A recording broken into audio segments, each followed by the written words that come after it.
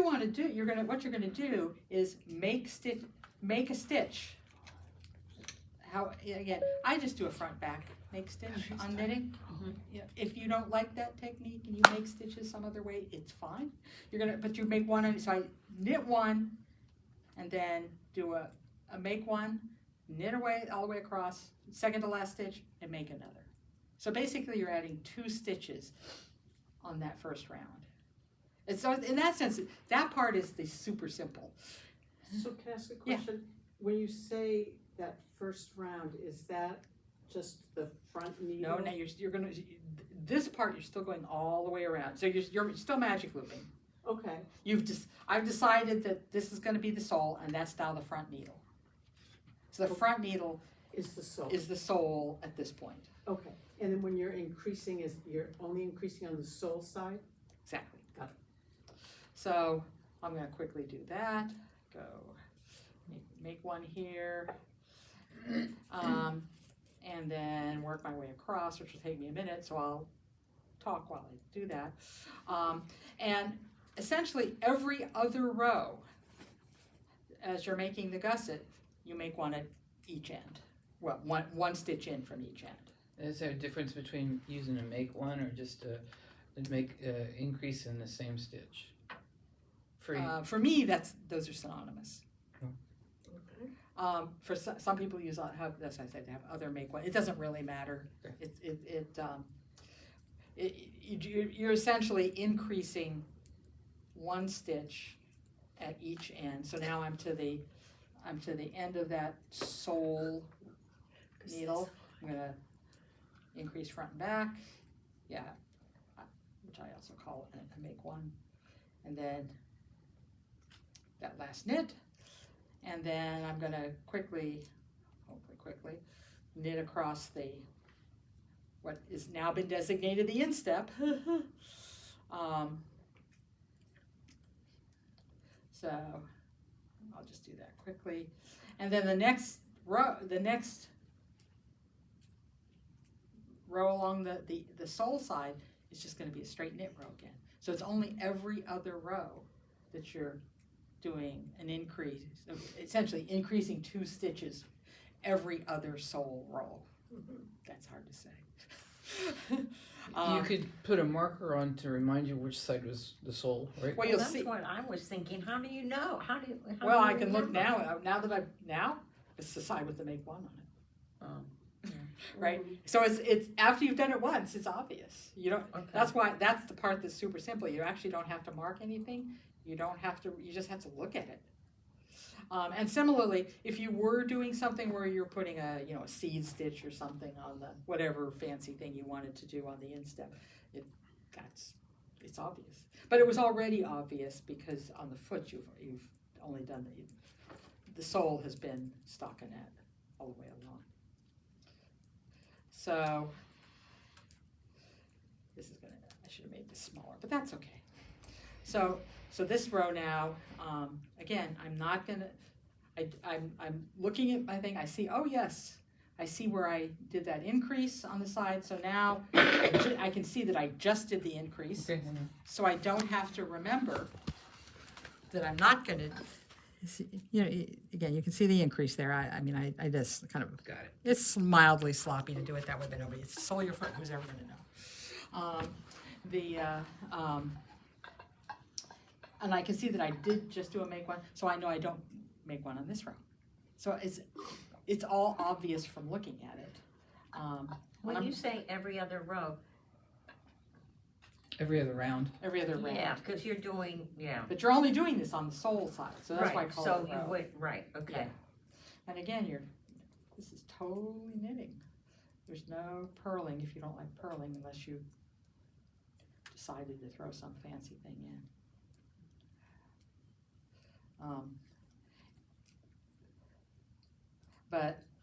And then you just keep doing that. And then the question is, how long do you keep doing it? And essentially, how big you make the gusset is how deep your heel is going to be. Because, actually, I thought about it when I should have this. I thought about it when I wore these today, is that you can see on either side actually the triangle. You see the triangle? That's orange. That's the gusset right in there. So I was going around, here's where I went around, and then here's where I started making the gusset. I have to come around and see it. I didn't see it. Oh, yeah, and I think you can see it on the other side, I just can't reach it. Oh, okay. You see, so here's the gusset. Oh, I see what You you're see saying. that triangle? The orange, yes. Oh, yeah. Yeah, so it's I just, actually thought about that this morning when I chose my wardrobe for the day. And you can see it on the other side too. Okay. So those are the gussets on each side, and I would take it off, but you don't want to see it. Here, I can do it, or you can see it on this side. It's on both sides. So that's what you're trying to do. And as you can see, if I had made a bigger triangle by doing more of those make one on each end things, it's a deeper heel. Oh. If you have high arches and want a deeper heel, which I do, you just make more. If you have flat feet and you don't like your heels flapping around, you make fewer.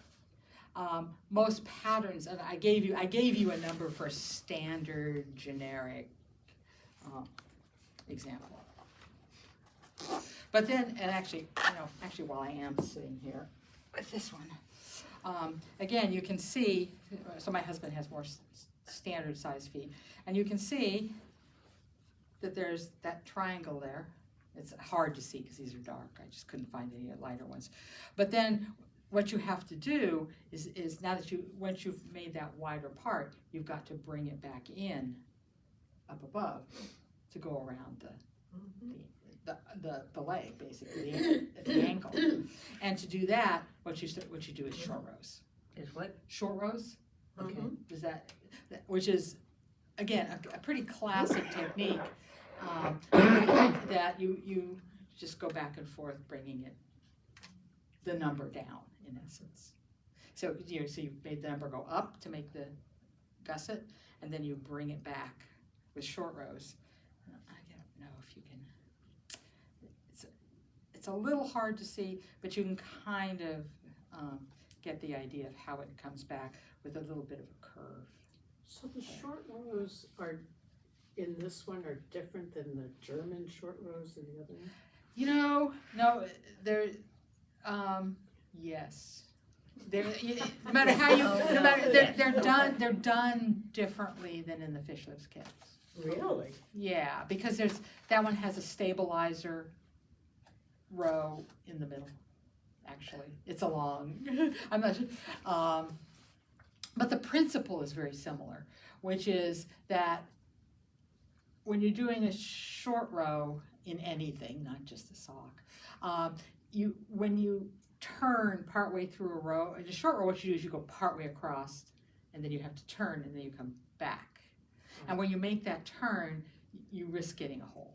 Right, Right. If you've ever done short rows. Yeah.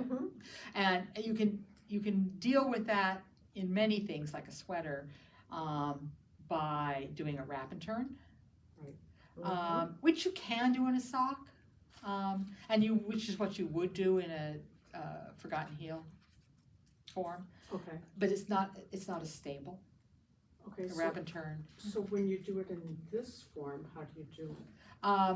Actually, in this one you can just turn, because you're not in a part of the sock where you're putting stresses on it. You don't actually have to do a wrap and turn. Isn't there gonna be a hole? No, I don't know why. It's kind of a mystery.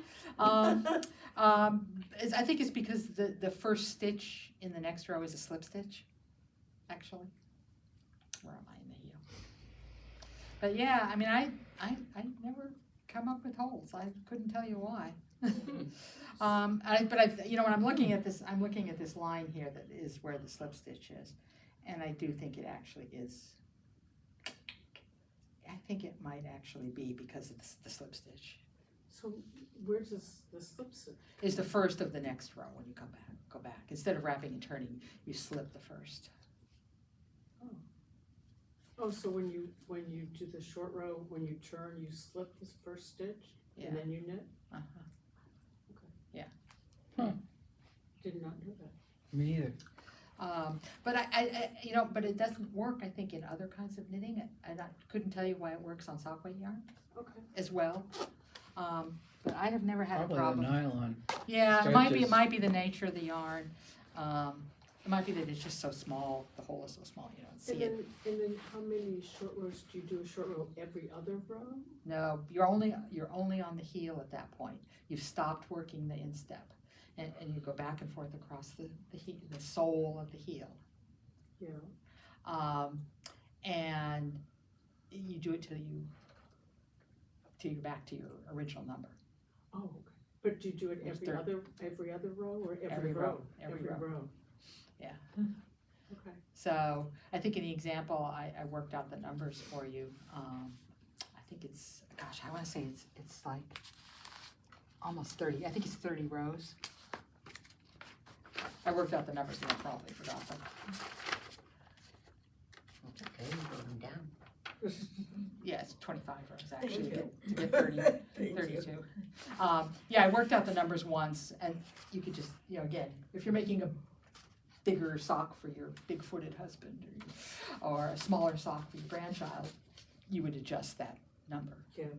So the number you have there It's is for a woman's. for a woman. Because I figure the first sock you're going to make for yourself, Yeah. and you're all women of varying size feet. But this is a classic women's medium number, using a classic software. So yeah, and so yeah. Okay, so so the basic idea here is that you just go, is you're making the gusset by expanding, but at that point you're still going around the whole sock to make that triangle. And then when you've made the gusset as big as it's going to be, which is an increase of roughly 2/3. So, again, in the classic size I worked out for you, I think I took it from 32 to 56 on that side. And you'll notice if you've got 32 stitches on your instep needle and 56 stitches on your sole needle, it's going to be pretty uneven. Yeah. But that's the beauty of that. But that's why you want a nice long thing, Yeah. connector on your for your magic looping. A lot. If you're doing 2 at a time, you definitely want to do a 40-inch connector or cable. And if you had recommended like 30 something, 32 for what we're doing now, 30. because we're just using worsted weight yarn in 8s, Mm-hmm. and that's not what we're continuing. That's not what you're going to do a sock with. This is to learn techniques. So my suggestion is, make yourself, do the cast on, get yourself a little thing, and then start making your gussets. I'm guessing you may have to practice your magic looping if you're not used to it. But I think you can make yourself a heel, and then do another inch of just as if it were leg, and then make another heel. There's no reason you can't just make 5 heels on this little sample until you feel, and turn them different ways, Yeah. and until you feel comfortable with it. Or even if you want to try a fish lips kiss heel, which I don't think we're going to get to today. Maybe we will. Do you have it on the paper? It's on a separate Okay. thing, yeah. And it does, it's a little, there's a part of it that's hard to see, which is why I was a little concerned. But I think just having that idea of building up the gusset and then pulling it back in to the ankle is what you want to think about in that part of the construction. Does that help?